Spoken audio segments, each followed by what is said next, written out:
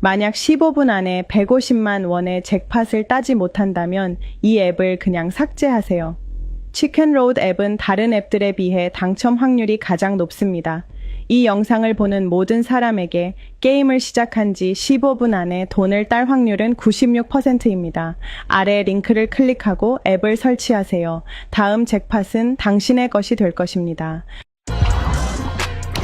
Hey, what's up? MKBHD here, and welcome to your first look and hands-on of everything Apple just unveiled today at their 2025 September event. This is iPhone 17, 17 Pro, and 17 Air. Definitely get subscribed to be among the first to see the full reviews when they come out. But this is my first impressions, and I actually found it pretty simple to synthesize my thoughts on everything they announced today. Like, there is some good tech, there's some interesting new designs, and some questionable decisions, but the funny thing is, as I go to these events and as I think about all this stuff, what usually happens is I end up typically getting some texts from friends asking what I think of the announcements, and my mental task is to summarize everything I'm thinking about into one or two easily digestible sentences or just words to understand what's new and what happened. I don't want to tell them too much information.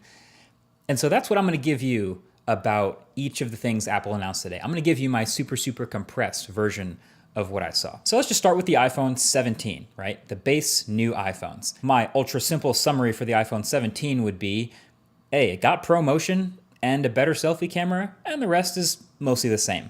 So the design is mostly unchanged other than the new colors, same screen sizes, same dimensions, same camera bump, same buttons and camera control, which they barely talked about. But there's a new A19 chip inside, which we expected. That should see some nice performance gains and efficiency bumps, roughly 20% faster CPU, which is nice. And battery life should be a few beats longer. And the display is brighter too, getting up to 3000 nits. But this is the first time we are seeing a Pro-branded feature on a non-Pro iPhone, because every new iPhone across the range now has ProMotion. And it's the same ProMotion too. It's the adaptive 1 to 120 hertz. Doesn't seem to be handicapped at all. It's funny, we always used to have that, regular people don't care about 120 hertz argument, but now here it is on the new base iPhones. So, hey, sounds great to me. This makes the base iPhones much more usable, and so does the new base storage of 256 gigs. So those are welcome upgrades. But the other new thing was the selfie camera. And it was funny, the keynote was pretty chill up until the point where they started to talk about this, and it was actually the loudest applause, and it was really tempting to make fun of it. But I actually do think this is really clever, because all these new iPhones have this massively upgraded selfie camera system. They're calling it center stage, but I actually think that kind of does a disservice, because the actual center stage on their laptops and stuff is kind of annoying. But what's happening is with these phones, they all have a larger 24 megapixel square selfie camera sensor. And so then when you go to take a selfie, the phone can take a regular vertical selfie, or can manually or even automatically take a horizontal selfie without you having to rotate the phone. And honestly, this might be genius. Like, the default for most people is obviously to take a vertical selfie now. It just fits on the phone. You're probably viewing it on the phone. But if you go to take a horizontal selfie to fit more people, suddenly the camera lens is off to the side and it's a little bit less natural looking. So now, since the selfie camera is larger and a square, it can literally just crop an 18 megapixel selfie in portrait or landscape, and for videos or photos. I think it's great. It's very useful. It might be the biggest upgrade to the iPhone 17. So then there's the iPhone 17 Pro. And my quick friendly summary of the Pro phones is, hey, they got better zoom and more battery and orange.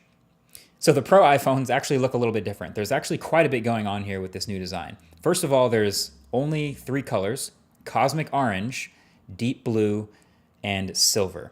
Really bumming me out that there's no black Pro phone. But then I remembered dbrand exists. Never mind. But then the thing that's going to catch everyone's eye on the back is the camera bar up at the top, which is what Apple keeps calling in their keynote a plateau. It kind of looks a little bit like the Pixel's visor, or frankly what we've been seeing on a ton of other Android phones for years now, just a huge bar across the top of the back of the phone. But it's actually not just cameras in here.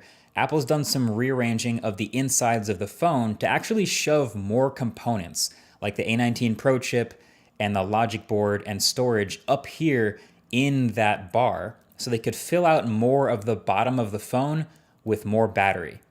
And that approach is going to make even more sense in a little bit, but my first reaction to that is, oh yeah, great. That sounds like these Pro phones might actually come with a real substantial battery upgrade from last year, which is again very welcome. Now you might also notice some other little things like the millimeter wave antenna at the top of the phone and the ring around that plateau actually also being an antenna. But then the other new design element is that they actually switched back